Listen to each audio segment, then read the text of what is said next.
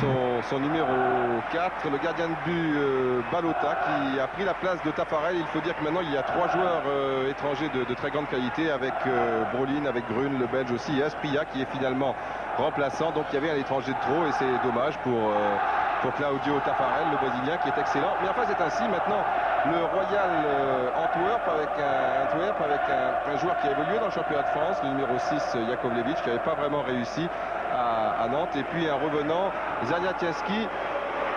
Anvers, enfin c'est Anvers ou Antwerp, on va dire Antwerp, parce que dans le milieu du football on dit Antwerp pour des raisons que je vais vous expliquer encore tout à l'heure, mais pour l'instant j'aimerais donner la parole à Michel Hidalgo pour nous donner un petit peu les éléments technico-tactiques de cette rencontre. Michel, on va d'abord donner des éléments gastronomiques, puisqu'aujourd'hui c'est un petit peu un plat succès avec la frite contre le parmesan.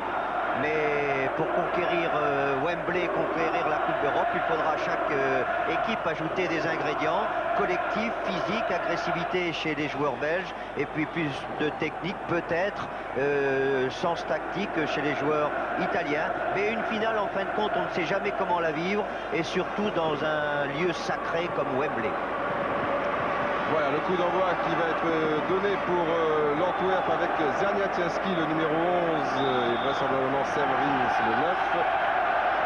C'est parti avec Segers déjà pressé par 3 joueurs italiens. Donc les supporters de Parme seront sur la droite avec des couleurs jaunes, même si leur équipe évolue en blanc, et ceux d'Antwerp sur la gauche. En ce qui concerne les joueurs, c'est l'inverse. Pour la première mi-temps seulement. Les supporters, ça durera tout le match avec Ozio, Marco, Brun, Brolin, le plus en pointe pour l'instant, marqué de très près par Smith. Le revoici, le capitaine Rudy Smith. Et Antonio Benarivo, ouais, qui était parti là. Oui, il était parti sur un grand rythme, mais il y a eu un petit rebond et ça lui a bien sûr fait rater son centre et sa frappe.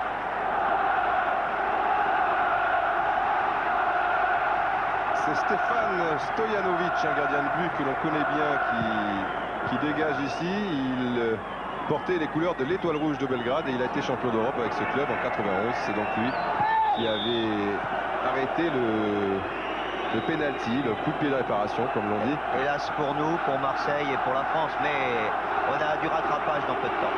Voilà. Grun pour Minotti.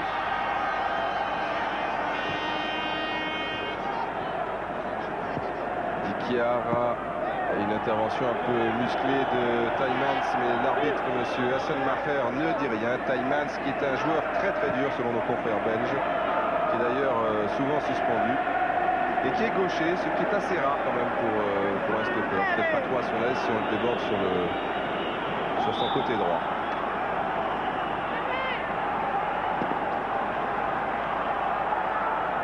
Donc un coup franc pour Parme. Il y a des joueurs qui montent, notamment Brun,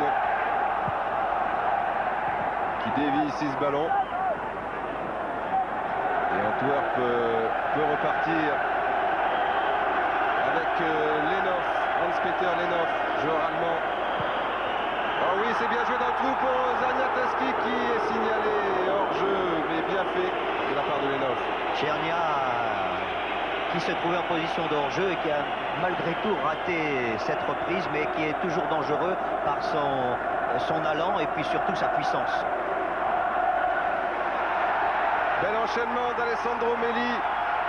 Toujours Melli, mais pour l'instant, on dirait que les joueurs italiens se montrent un petit peu individualistes, même si ici Melli bénéficie d'un corner. Mais il n'y a pas du tout de prudence dans cette équipe italienne. Elle a entamé le match tout de suite vers le but adverse. Et c'est vrai que si on pouvait avoir un but dans cette première mi-temps, cela pourrait donner un match plus enlevé. Et... Attention à Ozio pour le corner. Stojanovic bousculé par Melli au départ. Il y avait une tête de Klogui qui a finalement été préféré à Asprilla, non pas pour des raisons de talent, mais tout simplement parce que le génial Colombien ne s'est pratiquement pas entraîné depuis 5 semaines. Il a été sévèrement touché au talon d'Achille. il a connu le drame de perdre sa mère la semaine dernière, donc il est retourné en Colombie. Mais il pourra servir de joker au cas où, car son talent est grand. C'est d'ailleurs lui qui avait marqué le fameux but qui mettait un terme à l'invincibilité du Milan AC après 58 matchs à San Siro. C'était au mois de mars dernier. L'interrogation d'ailleurs de ces dernières heures, de ces derniers jours, c'était Asprilla jouera ou ne jouera pas. Sera-t-il sur le banc ou dans la tribune? Eh bien, il est quand même sur le banc. Segers, Zerniatinski, oui, qui est marqué de trop près, j'allais dire, mais l'arbitre laisse jouer par Grun. Zorato pour Di Chiara. Change complètement à destination de Méli. Teumann s'est intervenu. L'arbitre laisse jouer. Il y a Ozio en bonne position. Derrière lui, Benarivo. Ou encore Zorato. C'est bien intercalé, Minotti. Attention au contre avec Zerniatinski. Oh! Je pense pas que ce soit méchant de la part de Zorato.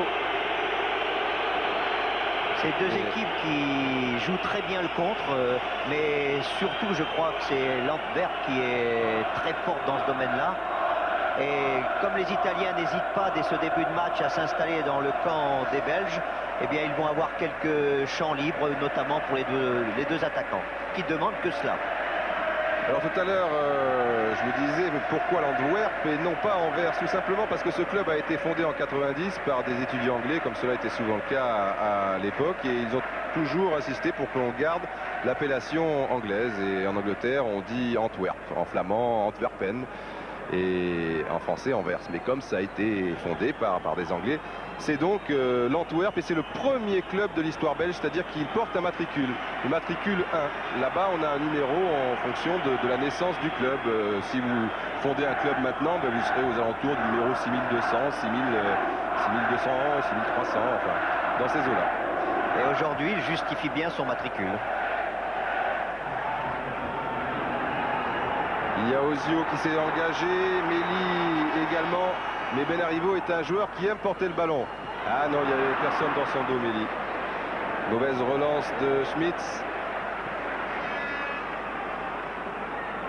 Minotti, libéraux, on parle de lui pour la succession de Baresi. Di Chiara, qui combine bien là-bas avec Kuogi. Ozio va laisser à Brolin contrer un peu sèchement. Il n'y a pas beaucoup de soutien pour Jakovlevic. Le milieu de terrain est légèrement dominé pour l'instant par l'équipe de Parme. Zorato, il monte très souvent Minotti, il a une bonne frappe du gauche. C'est un nouveau corner pour l'équipe italienne. Eh bien, nous venons de voir dans ces dernières minutes une image du match, c'est-à-dire que les Italiens combinent fort bien, ils essaient d'alterner le jeu au centre, le jeu sur les ailes, sur les deux ailes d'ailleurs, et par contre il y a un fort regroupement des défenseurs et des milieux de l'équipe belge, et qui forment une densité pas facile à passer. Attention, Minotti est toujours monté sur ce corner tiré par Ozio. Brolin, personne en soutien, il le sait, il est obligé de tenter l'impossible. Et c'était presque réussi. Mais là encore, il n'y avait personne au premier poteau pour gêner Stojanovic. Lenov. Severins qui va chercher très très loin. Son premier ballon a bien changé là-bas. Pour son arrière droit, Kikens. Zerniatinski, Kikens, ah oui, mais lui aussi manquera de soutien. Il sera obligé de tenter l'action individuelle et devant de tels adversaires, surtout redoutables sur le plan défensif. C'est pas l'idéal. Ah, un bon ballon de contre là pour Kogi. Brolin. Oui, à droite, il l'a vu, il est parti. Benarivo qui est un arrière très offensif. Sensiblement le quatrième milieu de terrain. Bon centre, une tête de plongeante de Méli. Magnifique Stojanovic, mais quelle belle ouverture de Brolin. Enfin, quelle action dans toute ça. Quelle action, et surtout en 3 passes, ils ont remonté 60 mètres pour se trouver en position de marquer, et il a fallu un très bon réflexe du gardien, mais le match commence très très bien.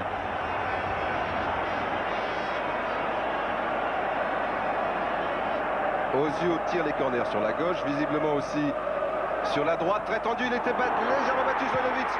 Et but! But de Minotti, but de Lorenzo Minotti.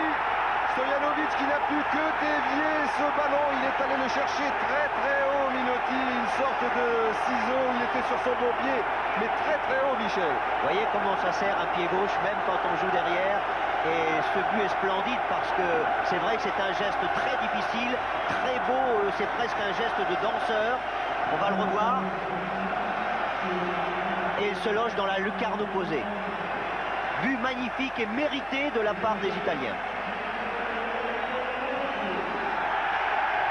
Donc 9e minute, Minotti qui pour un libéro est vraiment très très offensif, mais cette équipe de Parme pratique un très très beau football. A été l'une des premières à évoluer en zone. Enfin, auparavant, il y a eu Lidolm, le Suédois, qui a fait jouer comme cela l'AS Roma, qui a été champion d'Italie à cette époque-là. On continue avec Smith. Oh, il manquait pas grand-chose à Severins. Et pour en terminer, Nevio Scala, l'entraîneur de cette formation de Parme, a succédé à Arrigo Sacchi, alors que l'on voit de l'angle opposé le but de Minotti. Et Sacchi, lui, déjà avait fait évoluer cette équipe de Parme sensiblement en zone et porté vers l'attaque avant de partir pour le Milan AC, car lors d'un match de Coupe d'Italie, à cette époque Parme était encore en série B, et bien Parme avait réalisé un match formidable devant le Milan AC de Berlusconi. On continue avec Benarivo. Frappe aussi du gauche, c'est bien fait. Ozio sera battu. Brun. On peut voir à travers ce début de match combien les défenseurs italiens sont offensifs. Les arrières et le but marqué par un défenseur également. Une petite faute là, dommage que l'arbitre ne laisse pas jouer. Oui. Voilà, pour conforter vos propos, Di Chiara, le numéro 3 arrière gauche, a joué toute sa carrière au poste numéro 11, donc sensiblement faux ailier gauche avec Rome et avec la Fiorentina encore l'année passée. Et Scala en a fait un arrière gauche, mais forcément un arrière gauche très très offensif.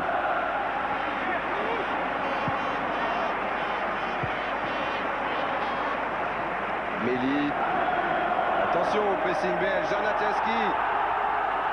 Zanatinski pour Severins, c'est superbement joué, Severins qui peut croiser et qui marque et qui égalise. Quelle action formidable entre Zanatinski et Severins sur une petite erreur de relance italienne. C'est tout l'art de cette équipe belge de compter sur ces deux attaquants sur les espaces. Ils les exploitent fort bien. C'est un jeu à deux et c'est un but également très beau. Et quel début de partie, 8e minute, but de Minotti, 11e minute, tir croisé de Pletex de Severins, cela fait un but partout. Et bien peut-être que ce n'était pas l'affiche annoncée pour une finale de Coupe des Coupes, en tout cas sur le plan du jeu et du spectacle, et bien les deux équipes sont bien là. Et France 2 aussi, et alors 2 buts du pied gauche.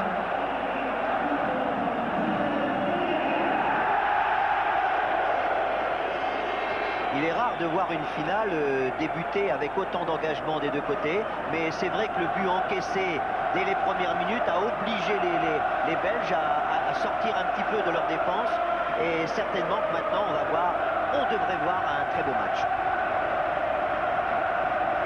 Alors ce coup franc à environ 30-35 mètres des buts, il y a encore le gaucher Minotti qui prend beaucoup d'élan, donc on peut supposer qu'il va tenter sa chance directement. Même Severins revient se placer dans le mur. Minotti combiné, joué à 3, Ozio pour Brolin, de la tête pour Méli. C'est pris un petit peu à contre-pied, c'était trop engagé cette action en tout cas. Mais s'ils avaient marqué après cette combinaison, oui, ça aurait été un exploit. Parce qu'il fallait le faire, ça, il fallait surtout le réussir. Et il fallait nous remontrer cette frappe de Severins que l'on retrouve ici, très bien rasé. Pas le même rasoir que Jean-Pierre Papin. En tout cas, c'est aussi efficace. Et le revoici, Severins en embuscade devant Minotti et Di Chiara qui vient le gêner maintenant. En retrait, il n'avait pas vu Kikens, dommage. On repart avec Segers, Didier. Pas beaucoup de Didier dans le football, c'est bien de temps en temps. C'est vrai, c'est pas du tout, à part Sénac et Kouékou. Il faut chercher.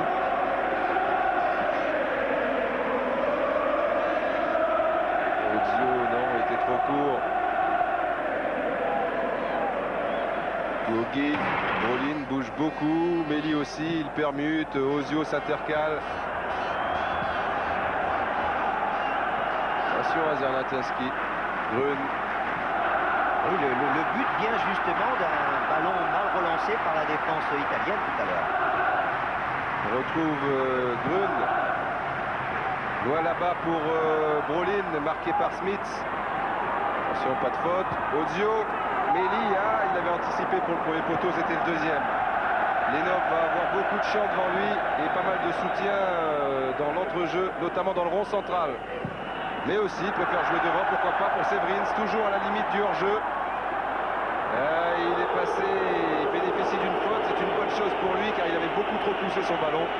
Il y avait un deuxième joueur italien, mais le premier a mal joué le coup. Il était esselé, mais je crois qu'il en a l'habitude. Et quand on regarde un peu la radiographie de cette équipe belge, on la voit d'en haut, on voit beaucoup de maillots rouges derrière et on voit deux joueurs, deux maraudeurs, Severins et Tchernia. Attention, si quelqu'un jaillit au premier poteau, car ils sont tous au deuxième pour l'instant. Il a tenté un petit peu directement. Maintenant, ils ne sont plus au deuxième sur cette frappe de Lenov. C'est un petit peu prétentieux de tirer directement, mais on ne sait jamais. Quelquefois, ça passe. Ils ne sont pas frileux, les supporters belges. Et de temps en temps, ils chantent, vous avez vu déjà en gesticulant les bras de la sorte, avant la rencontre, ils chantaient O.A.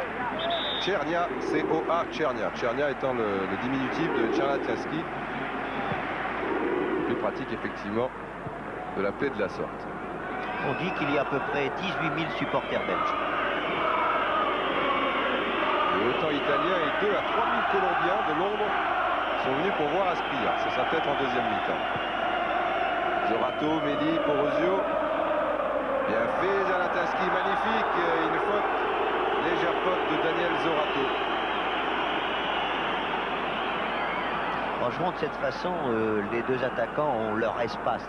Et on pourrait presque dire leur espace vital, parce qu'ils peuvent s'exprimer que si justement ils ont des longueurs à faire. Lenov, loin pour... c'était à destination de Severins. Finalement, Benarivo a pu dégager en corner, mais indiscutablement, la défense de Parme a du mal à se situer par rapport à ces deux attaquants qui bougent beaucoup sur tout le front de l'attaque.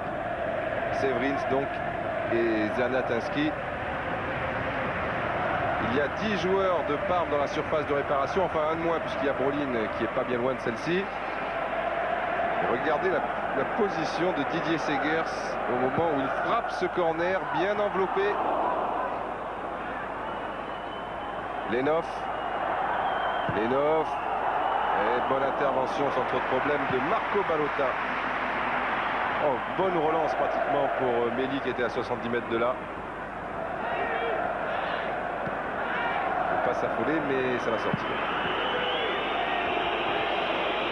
Ballotta qu'on appelle le portier de nuit. Il a remplacé le gardien brésilien qu'on appelait lui le portier de jour. Taffarel, non, il est signalé hors jeu, Méli. Et vous savez pourquoi, Michel? Oui, parce... Oui. Expliquez-le. Non, mais parce que vous le savez. Ouais. Donc en chantant. Parce que le téléspectateur ne comprend pas forcément aussi. Puisque pourquoi portier de nuit? Effectivement, parce qu'il gardait les buts de son équipe lors des matchs de Coupe d'Italie. Et ces matchs se disputent en nocturne. Et Taffarel, lui, donc, c'était en championnat. Et là, c'est en diurne. C'est un match qui peut jouer en diurne et un petit peu en nocturne. Oui, il peut être portier des deux, là. On va voir.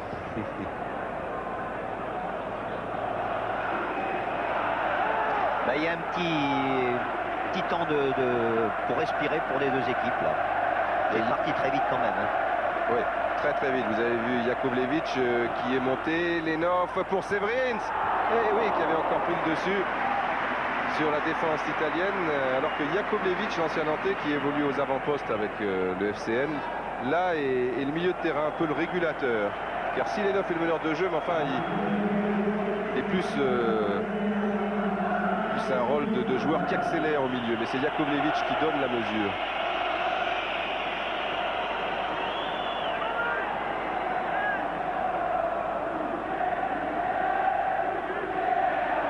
Ozio lui aussi a gardé l'info. Il n'a pas rasé de près ce garçon. Brolin, Mélie n'était pas hors jeu au départ du centre de Brolin. Severins, Benarivo. Brolin ne s'engage pas. Il va chercher le ballon. Il y a Mélie, il y a Brolin qui tente directement sa chance. Après tout, pourquoi pas. Ah, le lutin suédois est toujours dangereux par sa vivacité naturelle et également par une maîtrise technique hors pair. Il y a beaucoup de jeunes en attaque, surtout dans cette équipe de Parme. Brolin a 23 ans. Bien sûr, le Colombien ne joue pas, mais lui aussi, c'est un jeune joueur. Il a 23 ans. Et Mélie, c'est du même âge, du même tonneau. Et Severins, l'avant-centre d'Antwerp, un petit peu plus, 25. Et Zanatinski, beaucoup plus, 33. Ah, il a retrouvé sa place en équipe nationale. Eh oui, après 6 ans d'absence. Il a une belle histoire, on aura peut-être le temps d'en parler tout à l'heure. Mais il faut d'abord laisser tirer Lenov. Ça sera directement frappe très pure. Pour revenir, tiens, à Zanatinski. Eh bien, figurez-vous que, bon, il a joué à Charleroi, Antwerp, Anderlecht, le Standard, est retourné à l'Antwerp. Et il y a 2 ans, il ne s'entraînait même plus avec l'équipe première. On ne voulait plus entendre parler. Et puis Walter Meus est devenu entraîneur. Il lui a redonné sa chance. Et depuis, on a retrouvé le grand Zerniak qui a retrouvé par là même sa place en sélection. C'est un joueur très vaillant. Et on dit marquer des buts à la Tsernia parce que dans des positions incroyables, des fois du genou, du talon, du ventre, du bout du nez. Eh bien, il marque des buts, ou en fait marquer, comme on l'a vu tout à l'heure. En tout cas, ça circule bien. Et Brolin réclamait une petite faute auprès de monsieur Hasselmacher. Comme on pouvait le penser, le jeu de Parme est beaucoup plus court. Ils essaient de mieux construire, alors que chez les Belges, on voit souvent des longs ballons devant. Mais on comprend pourquoi quand on voit la force, la puissance, l'aptitude à la course des deux attaquants. Il pousse souvent les défenseurs, comme ici à Polony, à la faute. Alors tout à l'heure, c'était sensiblement à la même distance avec Lenov. C'est vrai qu'il a une belle frappe de balle. Il y a aussi Ronny Vandretti qui est tout près du ballon.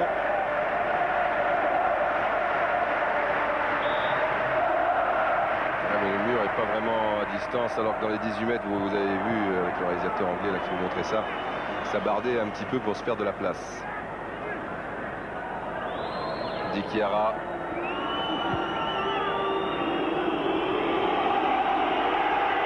Toujours Benarivo qui est en position de contre-attaquant. Ozio. Zorato, Brolin, marqué très très haut par Rudy Smith. Marquage individuel impitoyable sur le petit Suédois.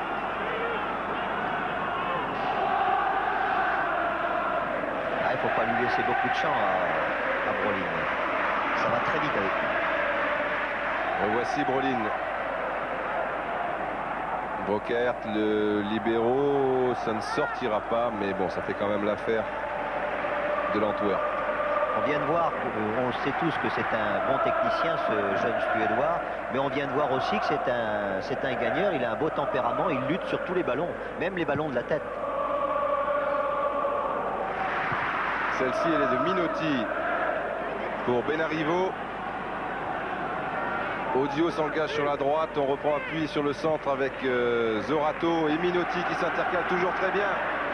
Minotti, Brolin, là-bas pour Guogui. Qui frappe directement, il y avait Mélie, Minotti au centre. Bon, enfin, c'est facile de dire cela, toujours une fois que la frappe est ratée.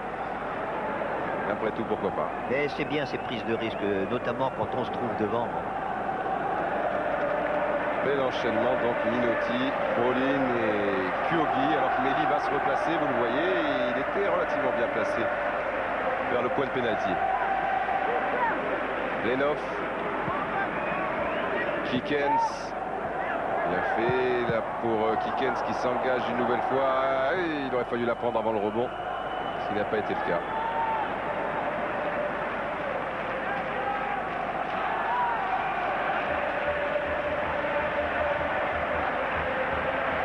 « 23 minutes de jeu et des supporters belges perplexes mais sans doute ravis de la tournure des événements. Jakovlevic. Vendretti, toujours, on saute le milieu de terrain avec Severins. Ah non, monsieur Hasselmacher fait signe aux joueurs belges de se relever. Le jeu se poursuit. Meli qui a bien permuté avec Brolin et qui avait du mal à retrouver l'attaquant suédois. Brokert. Et toujours un petit peu à l'anglaise, donc directement pour les attaquants. Oui, parce qu'il peut toujours y avoir une remise de la tête pour l'autre attaquant, pour les deux jumeaux de devant. Là. Et puis à la retombée du ballon, il peut y avoir un renvoi de la défense italienne. Il faut être fort après à la retombée du ballon. Lorsque l'on envoie loin devant comme ça, il faut que les milieux de terrain s'engagent vite et les Anglais sont très forts pour cela. Donc, on voit dans ce match-là toute l'opposition des deux styles, beaucoup plus de construction d'un côté et bien sûr ces longs ballons transversales de l'autre. Mais on en fait également dans l'autre équipe comme vient d'essayer de le faire le défenseur italien. Quand je parlais de la retombée du ballon, c'est évidemment la deuxième. Hein. La première, c'est pour un défenseur italien ou l'attaquant belge. Mais si le défenseur italien renvoie, là, il y a la deuxième retombée du ballon. Et c'est là qu'il faut se montrer présent, bien sûr.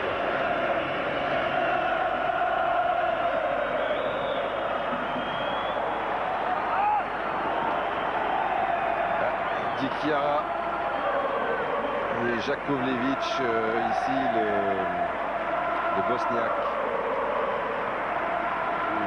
Une grande partie de sa famille se trouve à 50 km de Sarajevo et il déclarait ce matin dans la presse que l'espace d'une finale, il allait tout oublier. Il a fait installer une antenne parabolique sur le toit de sa maison à Antwerp et de 18h à 1h avancée de la nuit, eh bien, il se branche sur les télévisions croates et serbes pour avoir un petit peu des nouvelles de tout ce qui se passe là-bas.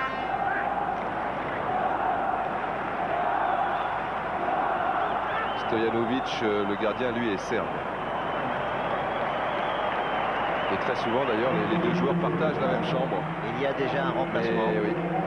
Ça semble pour Zorato. La finale est terminée. Et c'est Gabriel Pin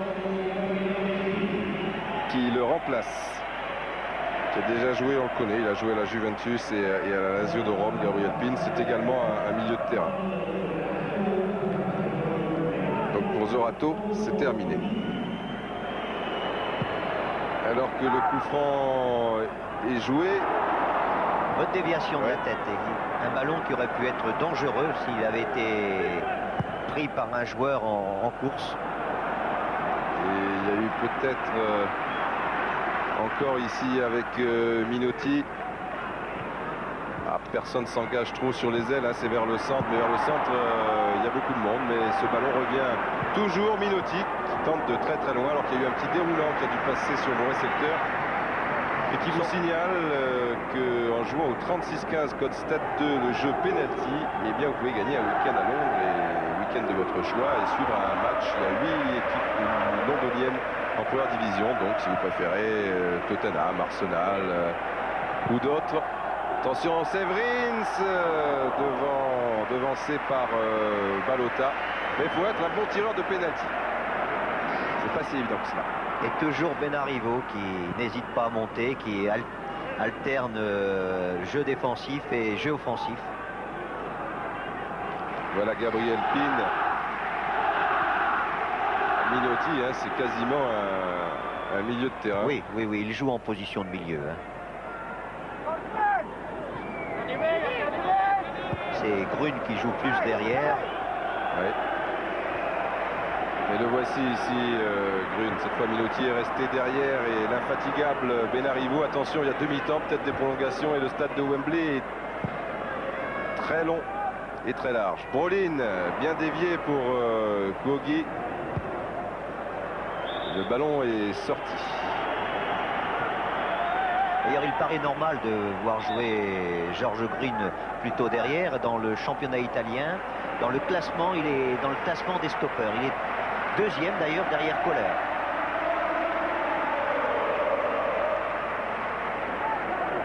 Encore pour Brolin, c'était pas facile de la part de Pin. Tentative de reprise, Jakovlevic, Zernatinski.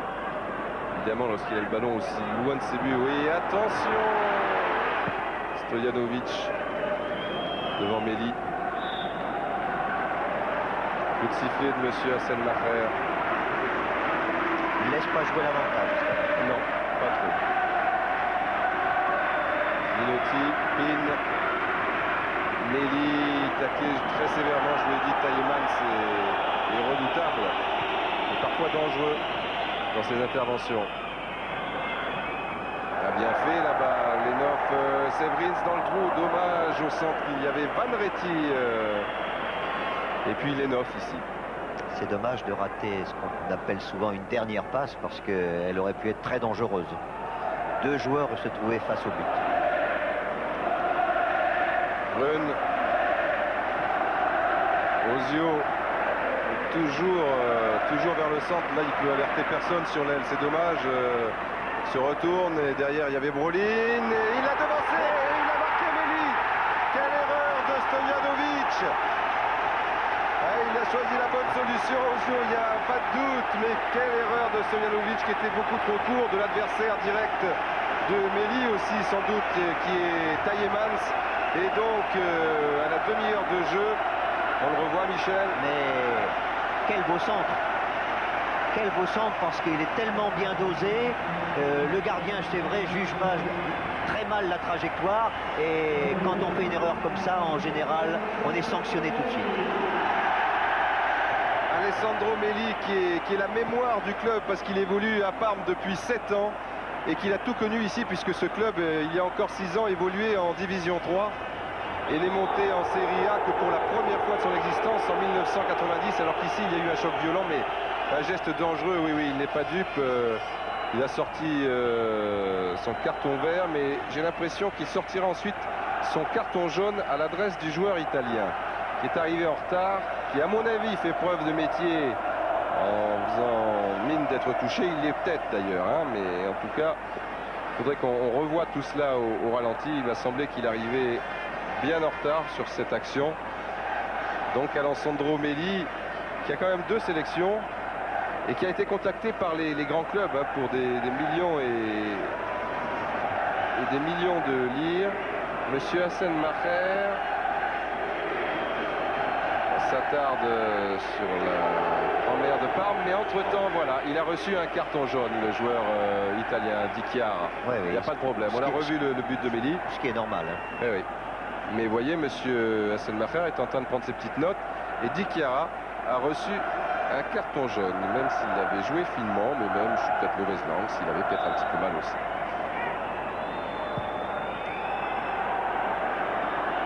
Jakovlevic et la défense qui remonte très bien. Et il y a une main, mais les joueurs font signe que là-bas, le juge de touche, c'est vrai, avait levé son drapeau au moment où Jakovlevic piquait son ballon, donc pas de panique. À peine d'hurler comme des putois. Il faut quand même lui laisser le temps de regarder son juge de touche. Le juge de touche avait signalé d'ailleurs le hors-jeu avant. Voilà.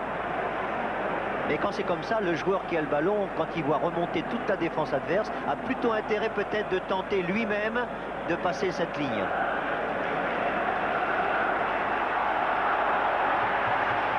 Voilà avec Benarivo, bel enchaînement avec Méli.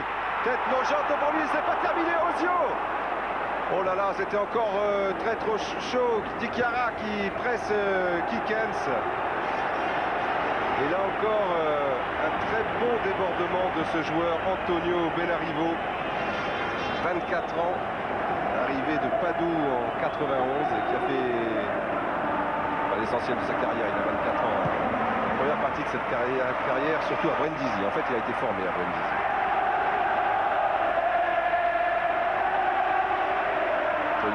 C'est un boulet pour les 9. Brun.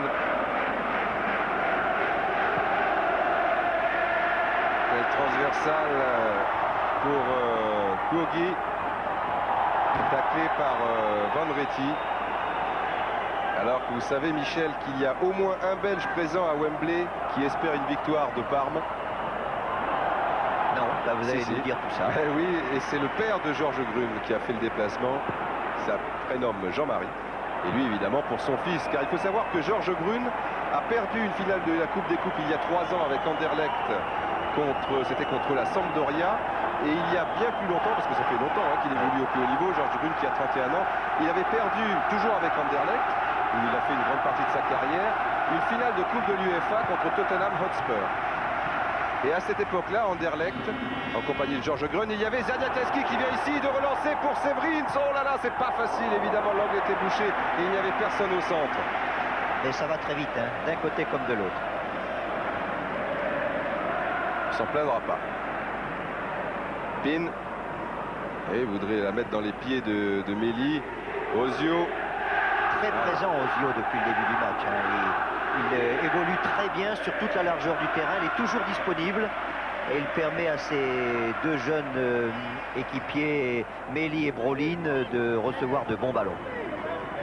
Ballon pour Lenov qui est court devant Minotti. Pin qui a beaucoup de champ. Encore Benarivo, non. Et si, extérieur pied droit. C'est pas mal. Méli qui semble un petit peu en retard par rapport à Tuymans qui a bien joué de l'épaule. Benarivo. Vous voyez dans son dos il y a Zernataski. Et il laisse pas l'avantage.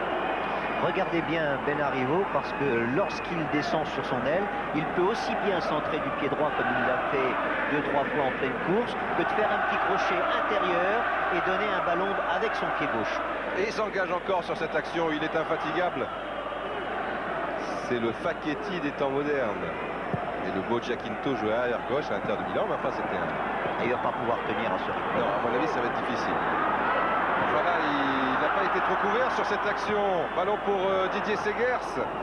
C'est ça le problème, qui monte oui, mais il faut qu'il soit couvert. Ozio, ils aiment la contre-attaque avec Méli. Brolin qui traîne la défense sur la droite. Méli à gauche. Oh oui, mais même déjà, s'il avait passé Brocaer qui a été très bon sur ce tacle. Ah, le tacle était parfait. Il aurait Yvonne Retti. Sinon, c'était un danger de but.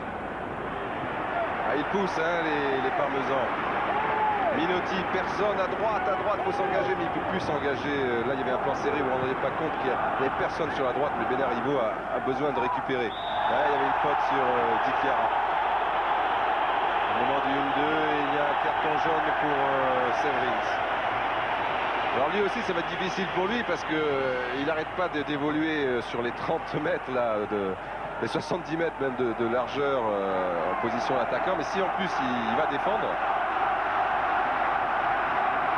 Severins qui a joué un an à Pise, mais il n'avait marqué que 2 buts, ça n'avait pas trop réussi, il n'a pas trop marqué de championnat italien, au sens propre comme au sens figuré. Et donc attention aux têtes de Méli, d'Ozio, Grune qui est monté, Minotti aussi. C'était Grune qui était menaçant pour Tuymans, Ozio à la limite du hors-jeu, bien revenu Kikens. Il y a une faute de Gogui. Non, l'arbitre, cette fois, il laisse l'avantage car il avait le sifflet à la bouche. Pin qui couvrait Minotti, bien évidemment, au poste de libéraux. À gauche, il y a du monde.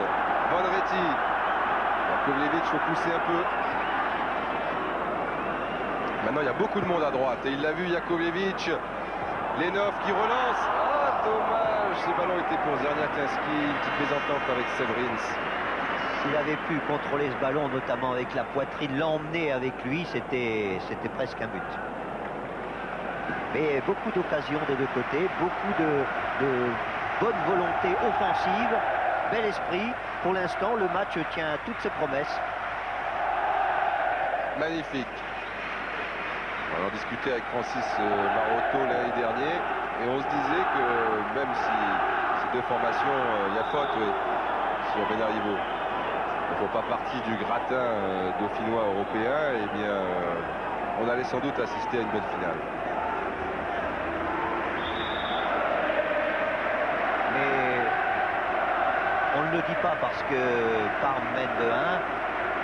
Cette équipe était légèrement favorite par rapport à Antwerp. Notamment par la qualité du championnat italien, quand on sait que Anderlecht se balade carrément dans le championnat belge. Il y a deux championnats très différents. Oui, ils sont habitués à ces matchs difficiles et à cette forme de pression en Italie. Il y a un match de Coupe d'Europe pour Pin et Ozio tous les dimanches. Et Kyogi maintenant qui prolonge. Dichiara, deuxième poteau, non. Brolin est devancé par Schmitz. Rudi Schmitz, titulaire en équipe nationale. Vous savez que celle-ci est quasiment qualifiée dans son groupe. On trouve aussi la Roumanie, la Tchécoslovaquie. Zilferoué, quasiment qualifié pour le mondial américain. Brolin, Méli qui était parti très très loin et Ozio qui a hésité. Et nouveau corner, bien sûr. Ah non, sortie de but. Non, l'arbitre décide qu'il n'y a pas corner. Oui, bien, les Belges font un parcours remarquable depuis déjà très longtemps. Dans toutes les grandes compétitions, ils se qualifient très souvent. C'est tout à fait extraordinaire parce que quand on sait le nombre de licenciés par rapport à certains grands pays, on ne peut que leur tirer le chapeau. Bravo les Belges. Bravo les Belges, même s'il y avait peut-être corner. Et ils ont quand même remporté 3 coupes des coupes, hein, 2 fois avec Anderlecht et 1 fois avec Malines. Chapeau. Lenov, lui est allemand. Il a évolué au FC Cologne et j'ai bien peur qu'il ait touché le ballon après la déviation, oui, en dernier. Mais pas pour le juge de touche, alors tout va bien pour lui. Severins. Ah, ça va être une touche longue. Je le crains. Enfin, je le crains, je le sens. C'est surtout la défense de Parme qui le craint. Jakovlevic, Lenov, revient d'une position de hors-jeu, Serniatinski. Dommage. Severins et Serniatinski ont marqué à eux deux 36 des 54 buts de l'Antwerp, c'est-à-dire les 2 tiers du club en championnat pour l'instant. 19 pour Severins et 17 pour Tchardin. Méli. Ça va être trop long. Trop long.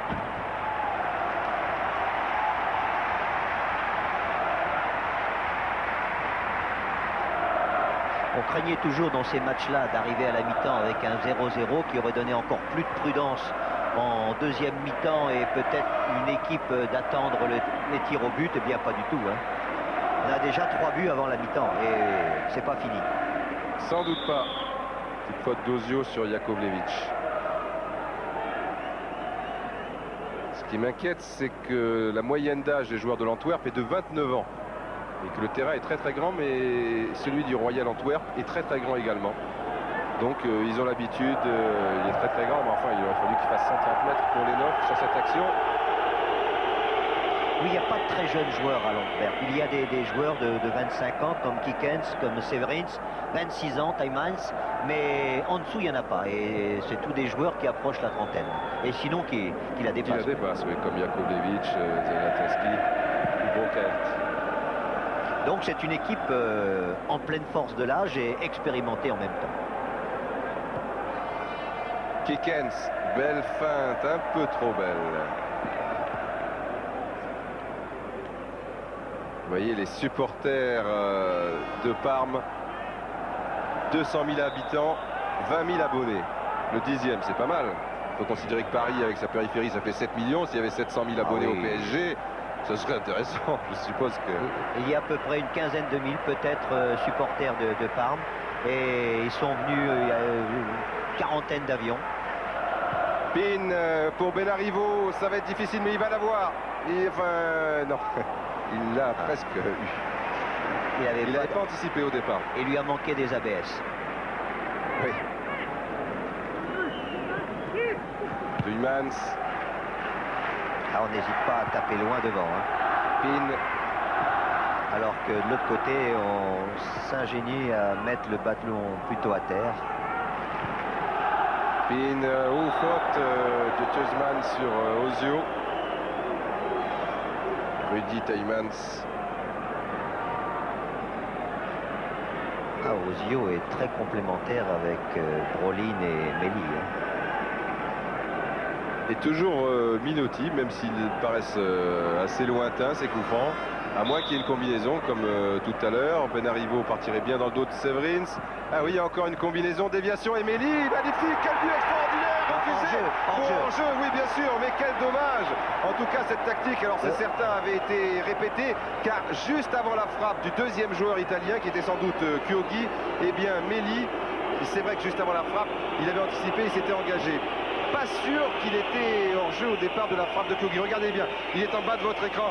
Et non, je ne crois pas. Non, il n'est pas en jeu, il n'est pas en jeu. Il est sur la même ligne.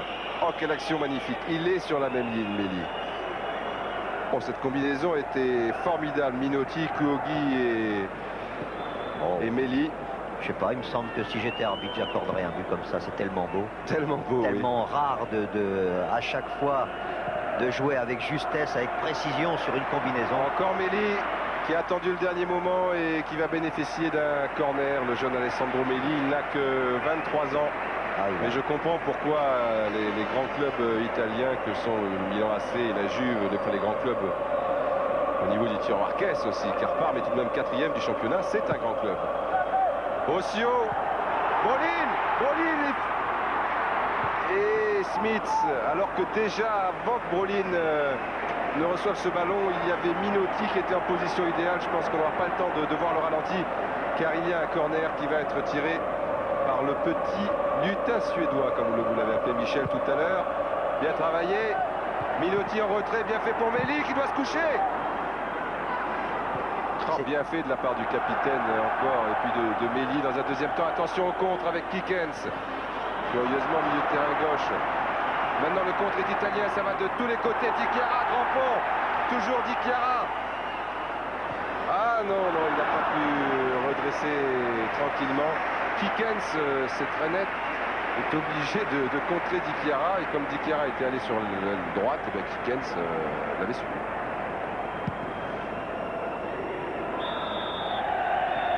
Et bien voilà. Et voilà. Comment on voit pas le temps passer. Absolument. Donc ici, Gérard, nous allons vous rendre l'antenne en compagnie des supporters de Parme qui sont bien évidemment ravis, même si c'est peut-être plus compliqué que... Et comme on est gêné par les spectateurs qui reviennent... Ça n'arrange pas les choses. Oui. Alors, Di Chiara.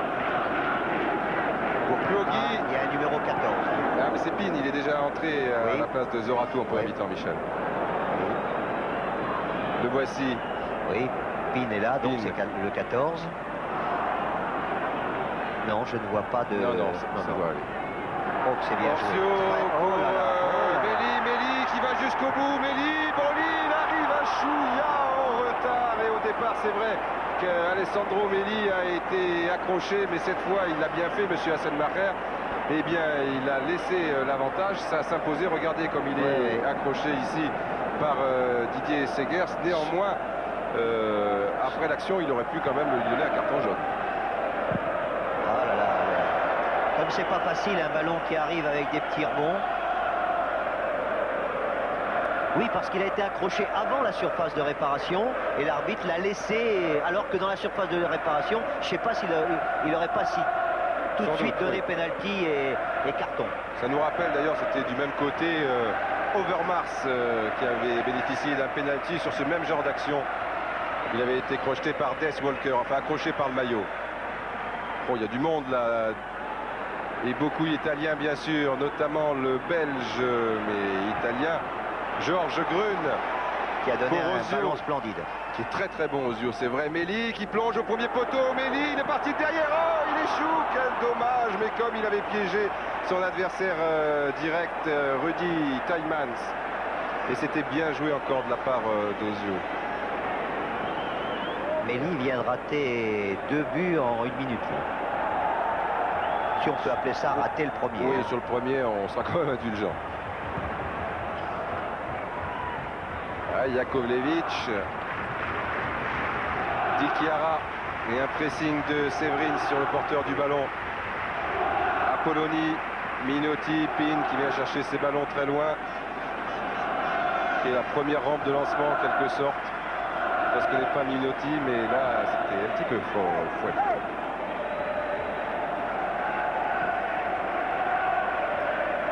Eh bien, contrairement à ce que l'on constatait autour du stade où il y avait du vent, il n'y a pas sur le terrain un vent qui semble gêner les joueurs, même s'il est légèrement favorable maintenant pour les Belges. Avec Zaniatinski, Grune, Ozio, Benarivo qui s'engage à fond à droite. Benarivo, mais il aura quand même du retard sur cette action. Benarivo, il a une pétrolette, il a une moto, il a quelque chose. Il a 3 poumons. Ouais.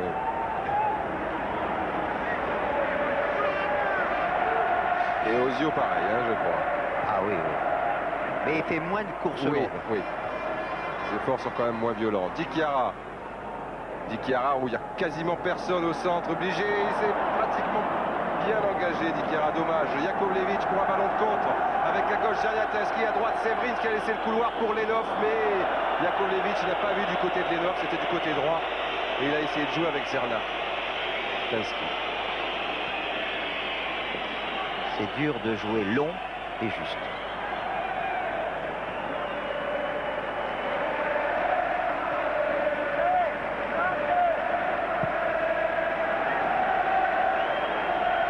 Jakovlevic, Brolin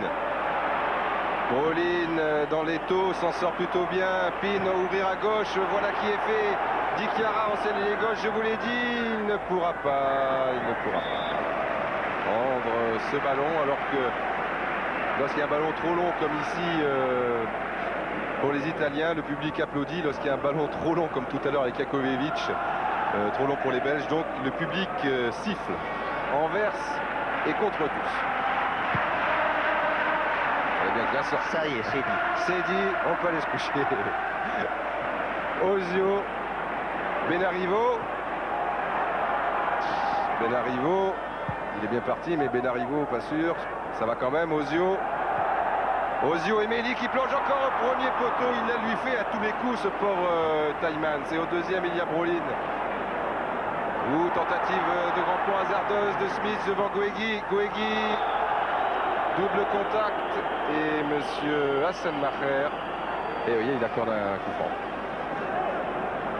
Brocart avait peur à un nouveau carton. Il est allé s'interposer pour son copain de l'équipe. Mais Méli aurait pu tuer le match depuis la reprise. Ozio. Dégagement Jakovlevic. Dichiara. On voit que c'est un ancien attaquant quand même. Hein. Grun pour Dichiara dans son dos. Et Dichiara qui, j'allais dire, très correct devant Stojanovic. Mais il a été plus stupide que méchant là, parce qu'il aurait pu vraiment s'élancer au-dessus du gardien serbe. Et il a laissé traîner la jambe. Mais je pense pas que c'était méchant, parce qu'il avait bien ralenti sa course. On va le voir en ralenti, Michel. Oui. Là, il voit qu'il est court, il ralentit. Enfin, il n'a pas eu de geste. Absolument pas agressif. Pas agressif, mais... Oui, il y a des crampons et ça racle toujours. Et puis il y a la vitesse d'intervention du gardien surtout. Ouais. Stojanovic qui aurait pu, qui a été légèrement blessé, mais ça pouvait être plus dangereux pour Dichiara sur cette action à la limite. Tellement sa sortie était violente, mais normale bien sûr. Une faute sur Luigi Apolloni, faute de Severins.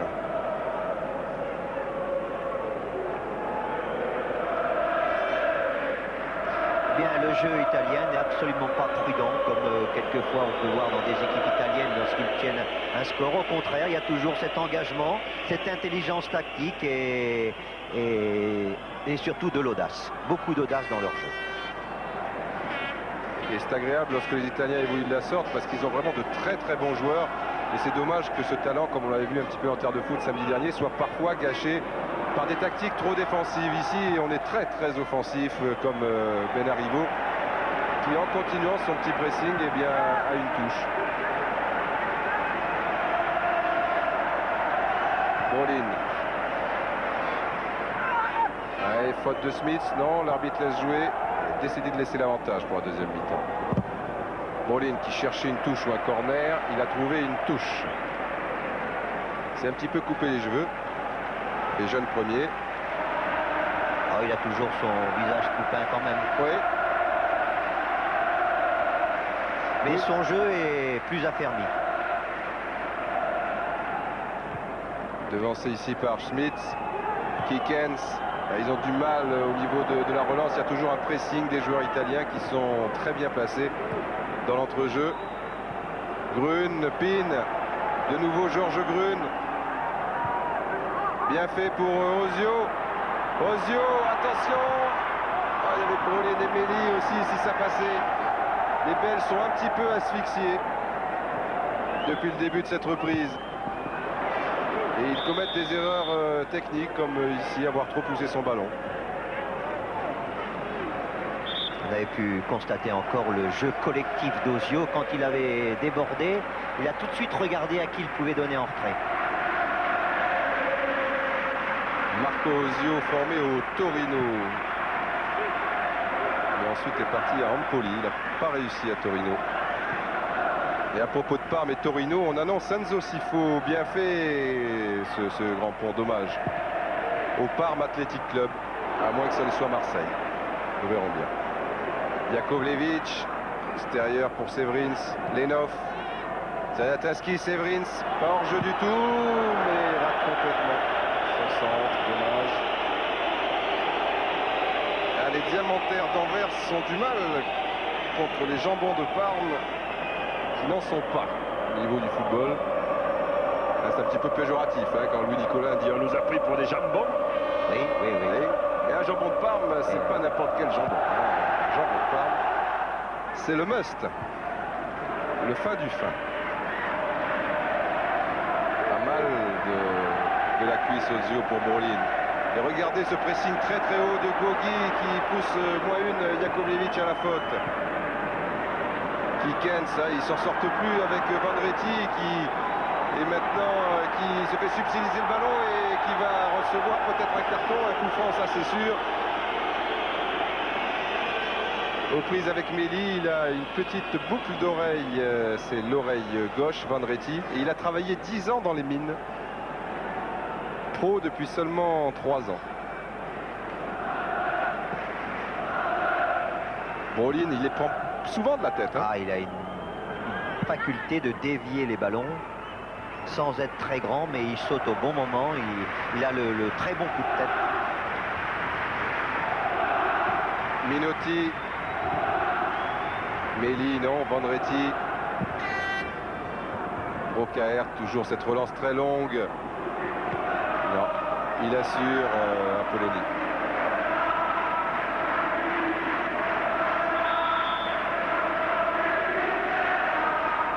Changement dans l'équipe belge. Oui, c'est Van Verdegem qui va remplacer Jakovlevic qui a 31 ans et qui a dû trouver ce terrain de Wembley bien grand. Et c'est vrai qu'il n'est pas toujours très bien soutenu dans l'entrejeu. Donc Van Verdegem qui lui a 30 ans, mais enfin. Ah mais il rentre quand même avec de la fraîcheur. Hein. Oui. Qui est tantôt défenseur, tantôt milieu de terrain. Je pense que là, il sera milieu de terrain, à moins qu'il y ait un défenseur qui s'intercale dans l'entrejeu. Pin, il joue juste aussi. Hein. Méli pour Gogi. Brocaert. Ah, les jambes se font lourdes. Hein. Ouais.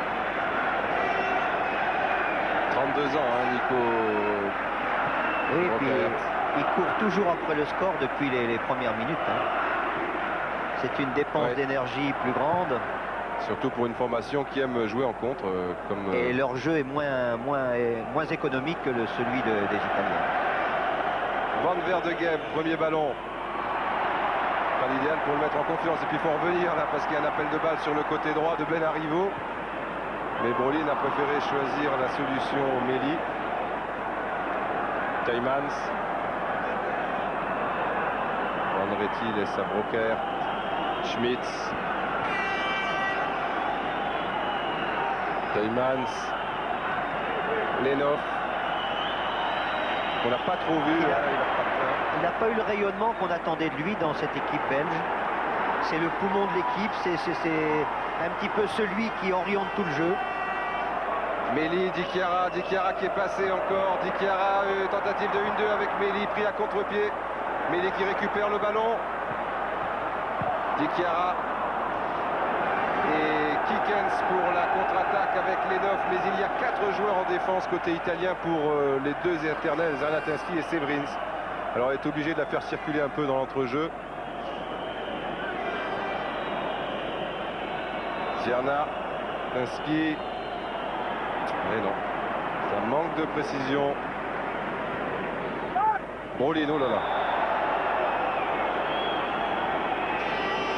Il y a beaucoup de joueurs disponibles dès qu'un joueur italien a le ballon. Il y a tous les équipiers qui sont souvent aptes à le recevoir. Tout le monde bouge. Et Rudy Smith a des faux airs de Marcel Dib.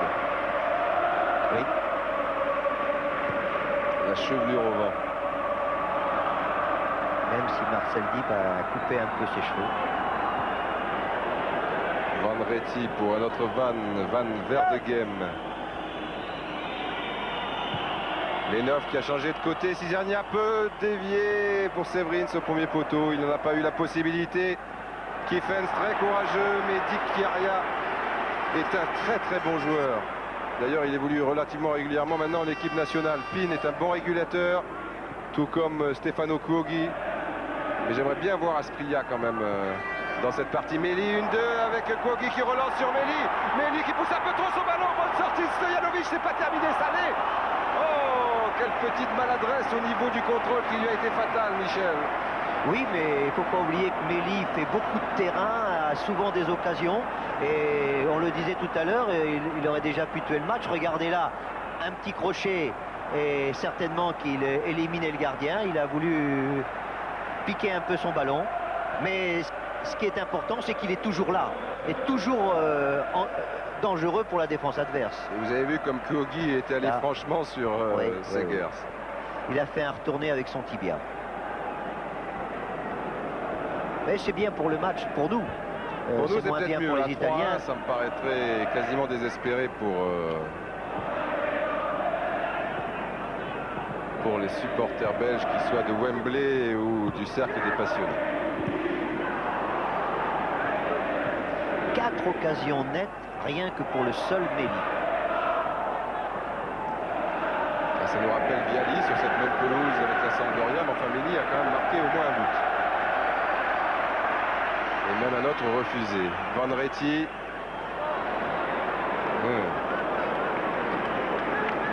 Italienne cette touche. Alors que vous voyez Nevio Scala avec le survêtement blanc et bleu, qui a déjà gagné cette Coupe des Coupes avec Milan, mais en tant que joueur cette fois. C'était en 68. Meli, Brolin va se replacer. Il n'y aura que Brolin. Ouh, il avait entamé une bicyclette. Et le ballon a été dévié. On sent que Meli est un petit peu moins confiant parce que là, il n'a pas tenté le dribble dans les 16 mètres. Oui, alors qu'il y avait 2 joueurs belges pour Brolin, donc la bonne solution aurait été peut-être de tenter le dribble, Michel, effectivement. Oui, oui. Et il doit se poser des questions, c'est vrai. Il va frapper directement. Van Reti remet dans le paquet, il est hors jeu. Zaniatinski, pas de beaucoup. Il a attendu le coup de sifflet, tant et si bien que cela lui a fait rater son contrôle. Mais si on revoit un plan large de cette action, on constatera qu'il était légèrement, parce qu'ils sont remontés au dernier moment, les défenseurs de Parme. Ah, ils peuvent toujours revenir au score, ils ont toujours des petits coups de boutoir qui leur permet d'espérer. L'espérance est une baguette magique pour cette équipe actuellement. Smith qui va passer une soirée difficile devant Brolin. Di Chiara qui est l'alter ego vraiment de Benarivo, très offensif. Pin. Ah, ce sont des beaux joueurs, Minotti, Grune évidemment, fan de passe, intercale. Et je pensais, il cherchait Meli, Smith, faut se dépêcher, il y a Brolin dans son dos. À la réception, Grune ou Zaniatinski, les 2 joueurs partagent leur chambre en sélection. Ils ont joué très souvent ensemble à Anderlecht. Ozio, il est passé, il le savait. Quelle erreur d'attention de Segers. Ozio dans son dos, il y a Pin, il faut la donner maintenant, c'est fait. Pin pour Ozio, va frapper. Ah, dommage. Ozio, pied gauche. Ballon détourné par Meli qui prenait à contre-pied Stojanovic. Ouh là là, il aurait ça pu chauffe, marquer. ça chauffe, ça chauffe. Et début de crampe peut-être pour Ozio. Ozio, oui. Il a eu des gestes ralentis là. Mais c'était bien fait hein, de la part de Pin, ce double 1-2. La frappe était moins bonne. Entre-temps, la défense parmesane n'a pas eu trop de difficultés pour enrayer cette attaque belge. Méli, lui, ouais, aura plus de difficultés, c'est évident, sur cette balle en profondeur. Segers pour Lenov. Severins. Oh, bien fait. Dommage, faute de Dikiara. Dommage. Mais les grands gabarits comme Brokaert vont pouvoir monter sur ce coup franc. Encore un beau geste, un bel enchaînement de Severins. Malheureusement stoppé irrégulièrement. Dommage. Lenov, l'idéal, ça serait entre la défense et le gardien de but. Mais il y a Ozio qui couvre quand même. De très loin, il était parti, Severins. Belle tête, bien joué. Ah oui. Puis il était pas très gêné et il avait beaucoup d'aisance pour faire ce coup de tête là. On va le voir. Si, il y avait un de ses équipiers devant lui qui l'a empêché un petit peu de rabattre de la tête. Encore Brolin. Ah oui. Toymans, Van Verdegem. Mission impossible pour Severins. Une faute. Ouais. Sur Benarivo. Antonio. Et il va le recevoir, le carton absolument.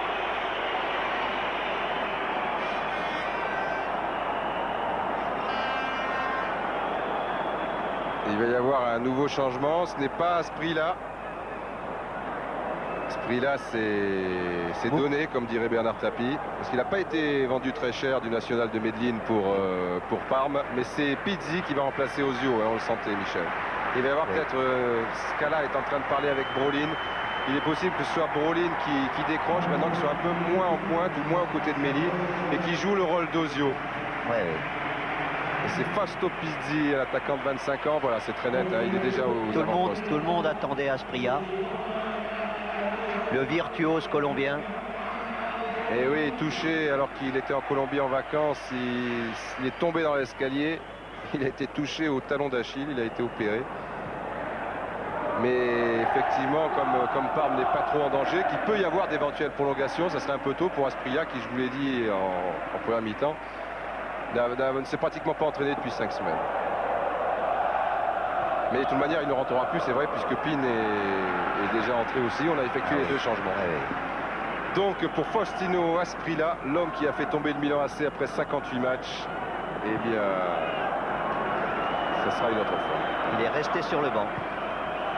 Lenov, dégagement à Poloni. Smith, il y a l'éternel rebond effectivement, mais quand même. Sur un terrain mouillé, oui. Là, il aurait fallu une grosse erreur du gardien. Qui va devenir portier de nuit. Oui, dans un petit quart d'heure, là, ce rythme. Kikens devant Dikiara, Poloni. Dikiara. Un petit peu gêné par Lenov. Apoloni, ça manquait de précision pour Pizzi. Pin, Kogi. À droite, il y a l'éternel Benarivo, il ne l'a pas vu. Dommage. Faute sur Méli.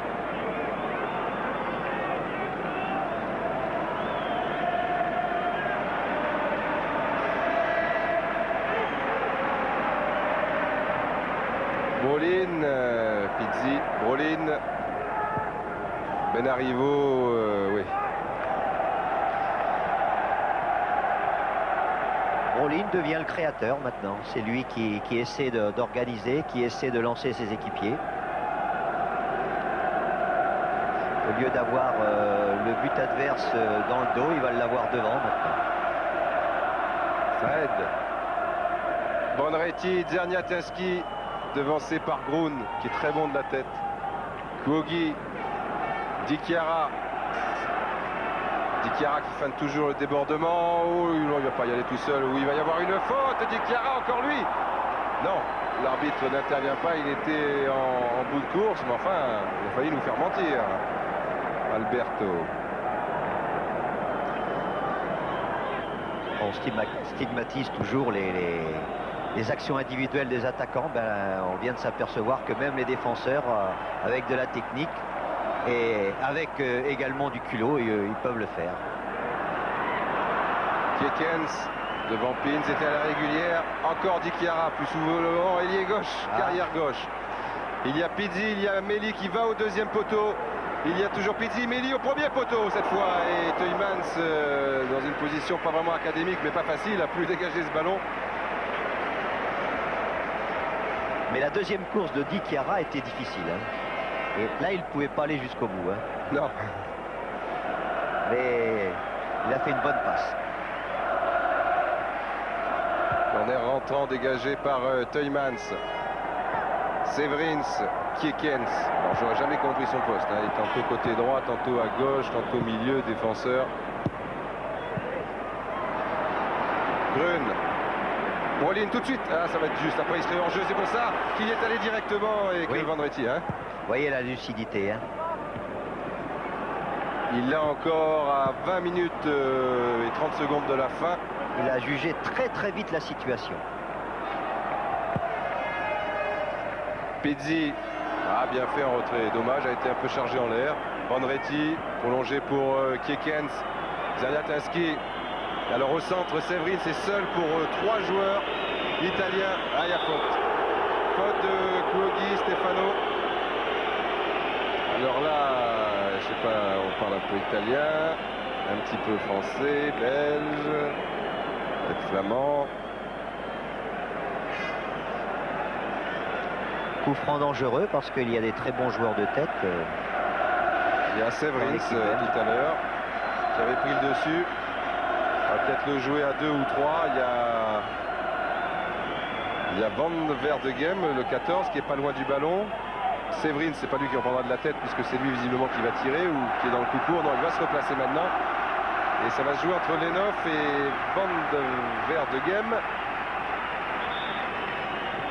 Le gaucher. À moins que Segers venant de très loin. C'est Van Verdegem, ballon détourné avec l'effet d'optique là un petit peu. On pensait que ça pouvait tromper le gardien, mais non. Le match n'est pas joué. Loin s'en faut. Et puis il n'est jamais très bon de rater autant d'occasions. Il y a quand même une domination italienne, mais justement, comme vous venez de le dire, ils n'ont pas marqué. Le gardien n'est pas sorti. Tête de Kiekens, de Teumans plus exactement. Et une belle occasion, alors que c'est Kiekens ici, mais je crois que c'est Teumans qui avait repris ce ballon de la tête. Oui, c'est le 4. Bonne occasion, hein, sur les coups de pied arrêtés. Ça ne doit pas passer loin. Hein. Oh non, ça passe pas loin et surtout, il avait la possibilité de mieux la cadrer, quoi. Enfin. Et comme elle était piquée, elle lobait le joueur qui était près du poteau. Ouais. Gabriel Pin.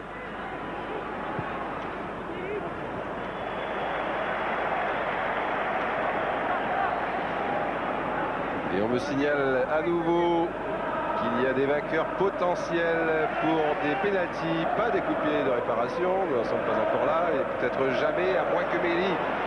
Méli, non. Donc pas sur cette action.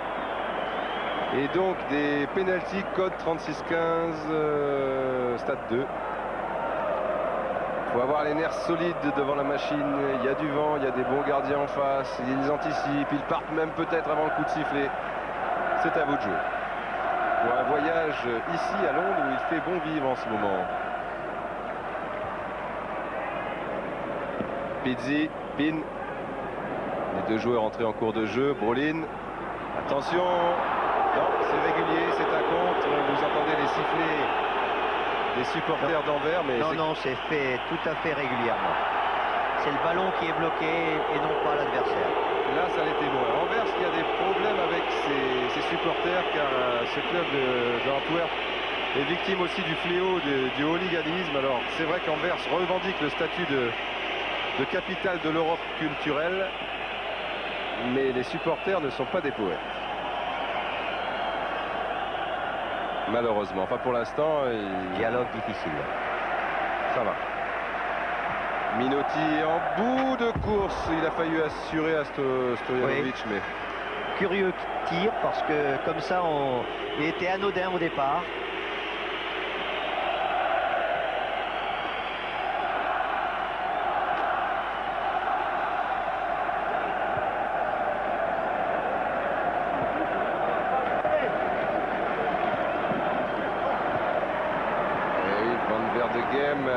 Lenov qui préfère le côté gauche maintenant visiblement.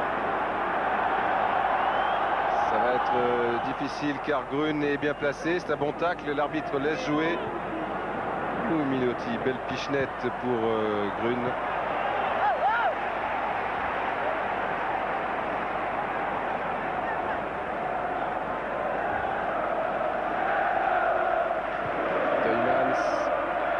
Walter Meus, l'entraîneur de l'Antwerp, est très superstitieux aussi.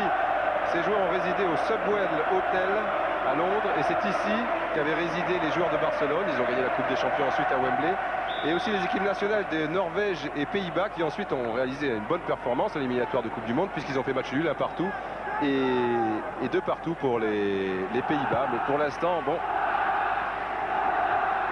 à moins que sur ce centre, non, il préfère assurer en corner, Zanatinski.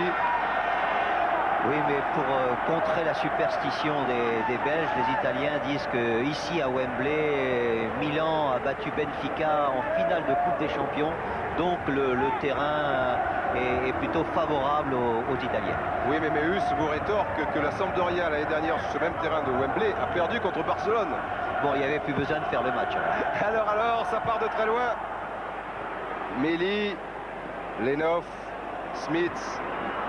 Non, il n'y avait pas hors-jeu, mais bon, pas de danger pour Marco Pallotta. Superbe dégagement pour Pizzi qui lui était signalé hors-jeu. Et pour en terminer avec la superstition, sachez que comme Antwerp est considéré comme l'équipe visiteuse, eh bien elle occupe les vestiaires, le fameux South Dressing Room.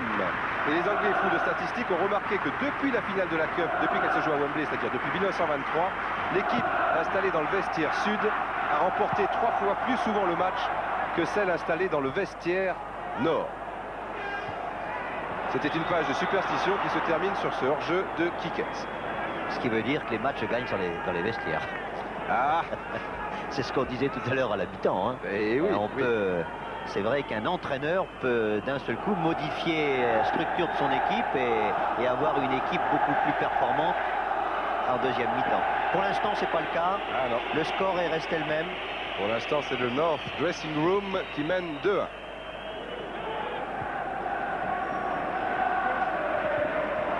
Séverine, c'est pas facile devant Benarivo qui arrivait bien dans son dos. Comme son nom l'indique, Yoji. Oui, bon grand pont. Le deuxième tentative de petit pont est raté. Di Chiara. Chiara, il aime bien partir seul, balle au pied. Finalement pour Pizzi, et il s'est engagé. Di Chiara, premier poteau, Méli sur premier poteau. Non, finalement deuxième. Ah, il s'était engagé vers le premier, entraînant avec lui Teuymans, et il avait plongé vers le deuxième. Lenov. Ah non, il y avait 2 rouges, Kieffens et... C'est toute la différence entre les deux équipes. Ouais. Il y a la manifestation fondamentale d'une excellente équipe, c'est toujours sa maîtrise technique. Et là, il y a beaucoup plus de maîtrise chez dans l'équipe de Parme.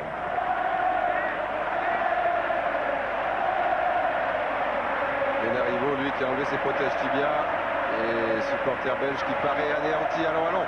Il reste quand même 13 minutes dans cette partie. C'est largement suffisant pour revenir au score. Oh oui, il peut s'en passer des choses en 13 minutes. Quelquefois, il ne se passe rien et d'autres fois, tout est modifié. Di Chiari, alors, lui, c'est le roi du dribble. Il est passé, dommage. Il est tout en contre-pied, comme souvent les gauchers d'ailleurs. Ah, c'est un bon joueur, hein, Alberto Di Chiara. Les deux arrières font un match remarquable. Benarivo, c'est plus en force. Di Chiara, c'est plus technique. Mais l'efficacité est la même des deux côtés. Regardez l'extérieur du pied, comme ici pour Kogi. Pas beaucoup d'arrière gauche qui jouent de l'extérieur du pied comme cela en Europe. Oh, bien qu'il y ait souvent chez les arrières maintenant les défenseurs des ailiers repentis, des attaquants repentis, donc qui ont une technique et une grande habileté. Mais quand même, l'extérieur du pied, même chez les attaquants, comme ça, sans élan, hein, on ne le voit pas beaucoup. Oui, oui. Trop peu. Le match ralentit un petit peu, la fatigue qui se fait sentir. Il y a une équipe qui va commencer à essayer de garder son résultat maintenant et gagner un tout petit peu de temps sur chaque coup de pied arrêté. Méli devancé par Tuymans. Piogi, le tandem Dichiara. Dichiara qui va aller jusqu'au bout, redresser Stojanovic et ses tentacules. Et c'est comme toujours son long short. Cela étant, il est quand même, il a une lourde part de responsabilité sur les deux buts, surtout le deuxième. Je n'aime pas beaucoup souvent la célébration des arrières offensifs, mais aujourd'hui je suis obligé de reconnaître que ce que fait Dichiara, c'est de la qualité aussi bien dans l'action physique que dans l'action technique.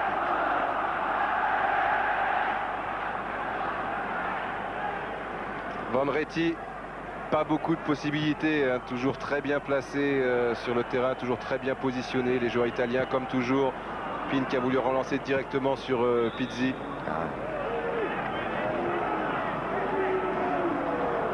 Hans-Peter Lenhoff pour tirer ce coup franc sur les coups de pied arrêtés. L'Antwerp, le Royal Antwerp a été menaçant. Oh, c'est difficile. Van Verdegem a tenté quelque chose de très difficile en reculant cette reprise de volée. C'est un peu tout ça, un peu à la désespérée. On ne sait plus que tenter pour surprendre cette défense, pour déséquilibrer cette défense. Et quand un ballon arrive, même difficile, eh bien on tente un geste. Quelquefois qui peut sauver. Et la touche est pour Méli qui la laisse ou il la laisse pas? Oui, il la laisse à Benarivo. Directement pour Pizzi. Les troupes fraîches.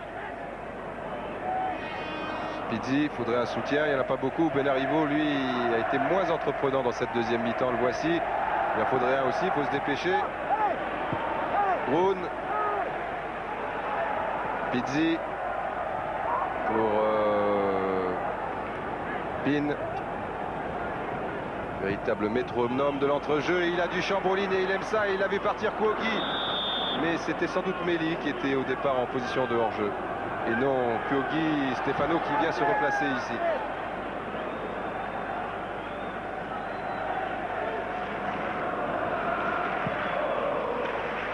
Stojanovic, Kikens, Sarnatinski. Méli, mais il n'y a personne derrière. Il y a Stojanovic pour un grand boulet loin devant, enfin pas si loin que ça. Faute de Lenhoff, hein, oui, au passage, qui a empêché le joueur italien de... Attention, Brocaert, vous m'avez dit... Non, il n'y avait pas eu de carton jaune, hein, Brocaert. On peut comprendre parce que sinon, un petit mouvement d'énervement comme ça à la fin d'un match quand on est mené. Mais enfin là, l'arbitre est là pour sanctionner. Hein.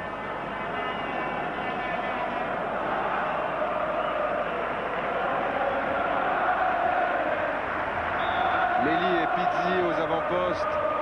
On va pas jouer dans les pieds, mais loin devant, où il y a aussi Brolin sur le côté droit. Méli. Méli derrière Brolin. Au centre, Pizzi. Brolin l'a vu. Dans son dos, il y a Kuogi. Et Pizzi l'avait vu aussi. Il n'y a pas de hasard, hein, c'est pas des coïncidences, ces beaux enchaînements. Pin. Attention à ne pas faire faute devant Kikens. L'arbitre lui avait laissé un avantage qui n'a été plus trop. Il est autant tombé par fatigue que parce qu'il a été poussé.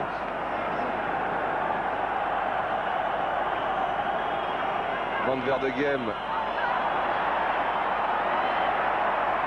Pin. Ah, ils sont bons hein, dans l'entrejeu. Benarivo. En soutien à Pizzi. Plus personne en soutien en revanche. Brolin, il est loin. Grun. À gauche, Dikiara fait des grands signes, mais il s'est engagé. Kogi à la limite du hors-jeu. Kogi qui va se présenter seul, se remettre sur son pied le droit, et voilà!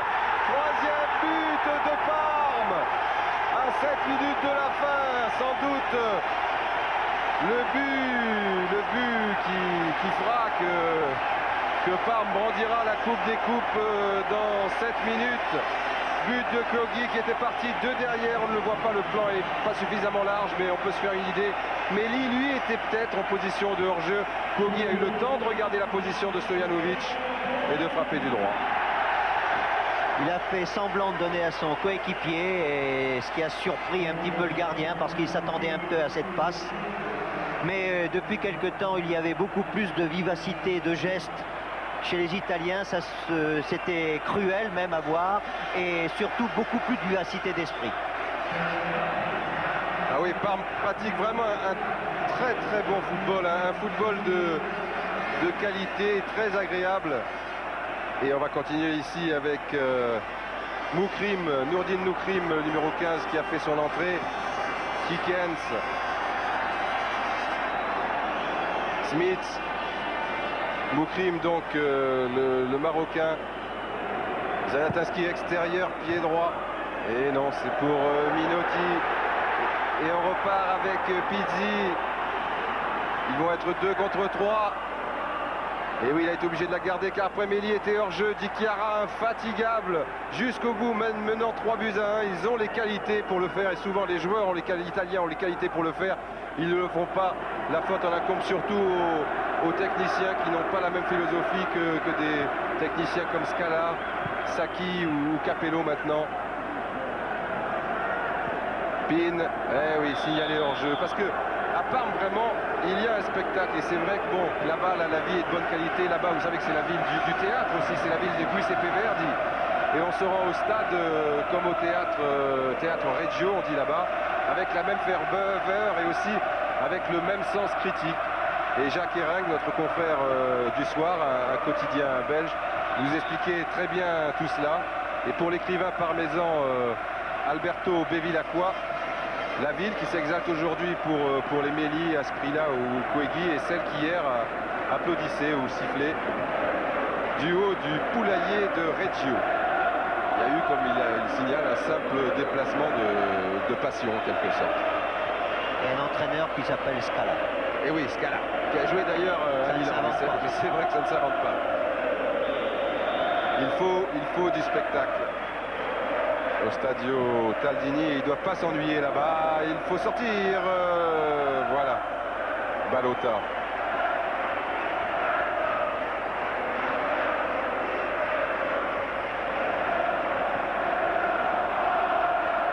Severins.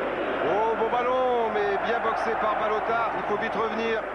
Mais Brolin est lui aussi revenu. Benarivo qui retrouve ses ailes et son potentiel physique. Technique, on va voir ça. Technique, il ne l'a pas retrouvé. Mais il y a encore du gaz dans l'équipe. Hein. Oui. Kogi. Van der de Gem. Il était évident que les joueurs de l'Antwerp, à 4 minutes de la fin, même pas 3 minutes, ne doivent plus trop y croire, mais ils vont être vaillants jusqu'au bout. À la limite du hors-jeu, Lenov qui aurait pu relancer le match. Quel dommage. Mais Balota est bien sorti. Ce deuxième but nous aurait donné des minutes palpitantes. Et certainement que ça aurait donné beaucoup de courage, non seulement aux supporters, mais à tous les joueurs.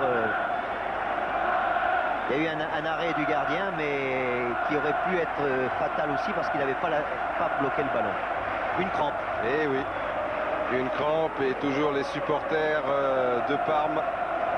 Parme la douce, 3% de chômeurs seulement et 11% pour l'Italie. Et ça se comprend fort bien qu'il y ait cette crampe parce que ce sont tous des joueurs qui n'ont pas fait un demi-match. C'est-à-dire qu'ils n'ont pas essayé seulement de défendre, comme quelquefois on le voit dans des équipes. Ils ont défendu, ils ont attaqué. Ils ont été superbes. Severins a eu beaucoup de mérite lui aussi. Teumann s'est monté, Brolin est revenu après une blessure au genou. Il revient en très grande forme en cette fin de saison et il est précieux pour son équipe. qui a joué, on vous le rappelle, hein, sans son attaquant vedette, le Colombien Asprilla. Faute au départ sur Kiekens, absolument. Kiekens en français, ça veut dire poulet. Et lors d'une interview, un confrère belge disait, mais alors il va y avoir un poulet à Wembley. Et lui avait répondu, bah oui, sur cette belle pelouse, je suis sûr que là aussi il y a des bons vers de terre. En tout cas, l'Antwerp n'a pas été ridicule. Lenhoff, non, il n'y aura personne. Et c'était la principale préoccupation de quelqu'un qui mangeait à nos côtés, un supporter belge tout à l'heure à l'hôtel, Michel, hein, oui, qui nous disait gagner, perdre, je m'en fous. Le principal, c'est que je n'en sois pas ridicule aux yeux de l'Europe. Et ils ne l'ont pas été. Ils sont vraiment, oui. Ils peuvent repartir la tête haute parce que c'est surtout à mettre en exergue la qualité de cette équipe de Parme et le jeu qu'ils ont aujourd'hui déployé. Et je dis bien déployé parce qu'on a vu beaucoup de jeux sur les ailes. Et en voici une d'elles, c'est la droite avec Severins qui s'en mêle un petit peu, la fatigue. Mehdi Chiara, lui, a des réserves. Quand on se baladait en Chiao à l'époque, vélomoteur, à un moment on tombait en panne, mais il y avait la réserve. Mehdi Chiara, lui, hop, il a appuyé sur le petit piloquet là, et il peut tenir encore un petit peu.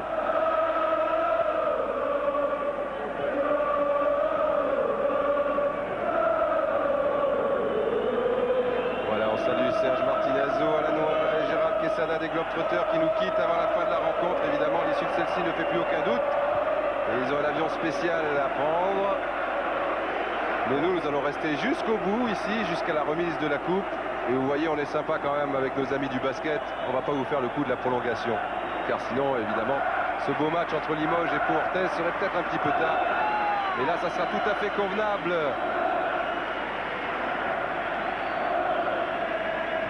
Méli, toujours à la pointe de l'attaque. Et oui.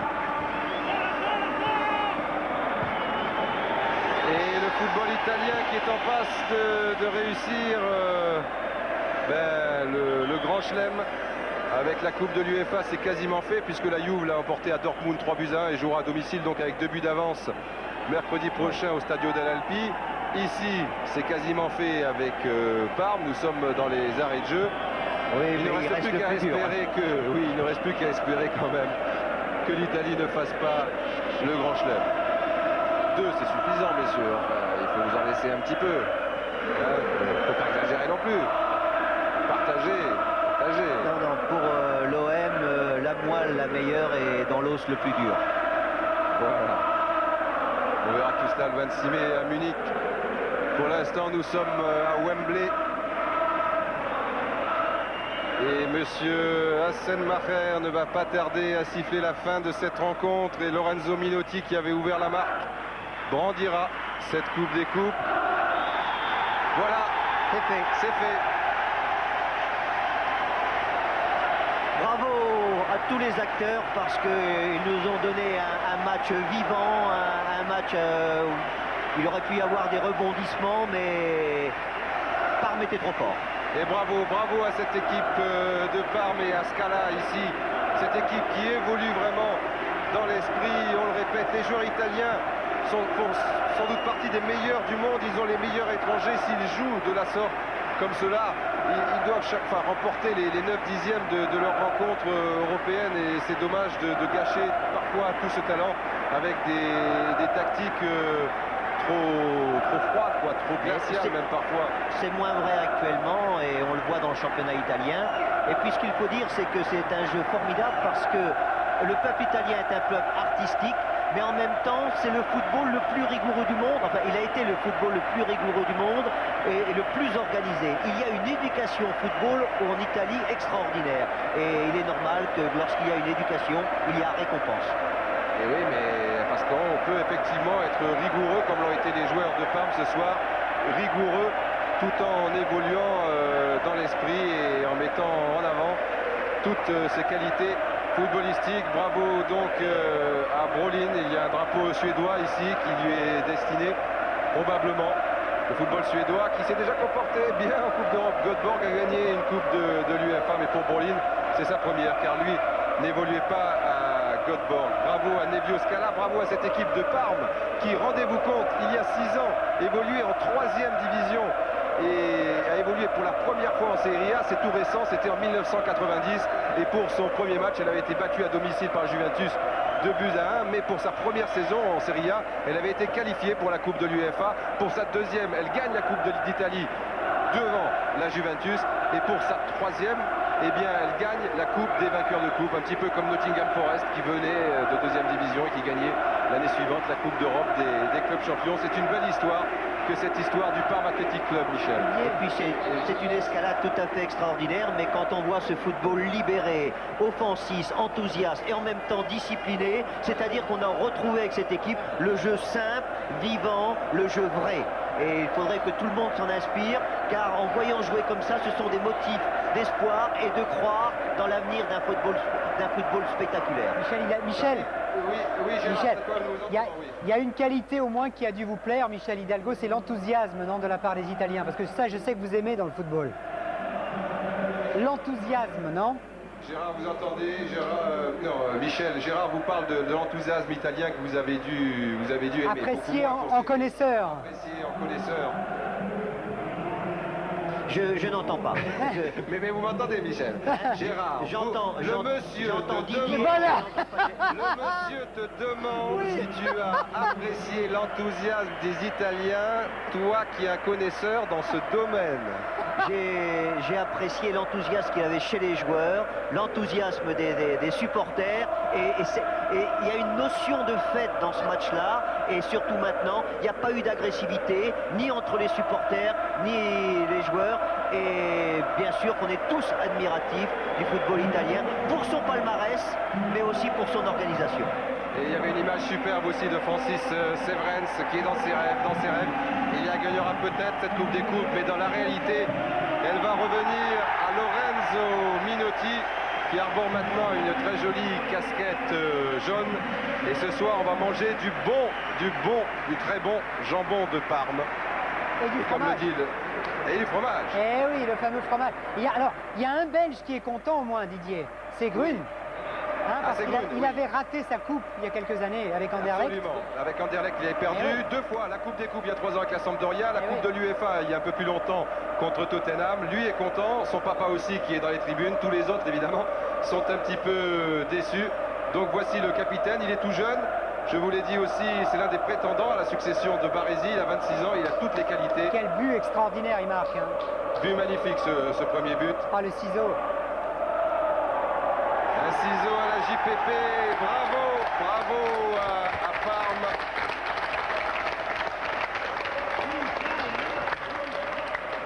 Et mon ami de toujours, Théo Colagrossi, doit bomber le torse tel un coq, je le vois d'ici. On n'a pas fini de l'entendre, oh là là, ça va être terrible. Et bien voilà, Michel, une petite conclusion. Oui, la conclusion, c'est un petit peu ce qu'il y avait en première page de la Gazzetta dello Sport, Parme Italia. Le mot était lié, et bien ce soir, le mot est lié, c'est l'Italie, c'est Parme, c'est le football, et en même temps, c'est la fête. Donc il y a beaucoup de joie dans les cœurs, même dans les cœurs de ceux qui ont perdu, parce qu'il y a moins de déception d'avoir perdu devant une telle équipe. Mais voilà, c'était une belle conclusion.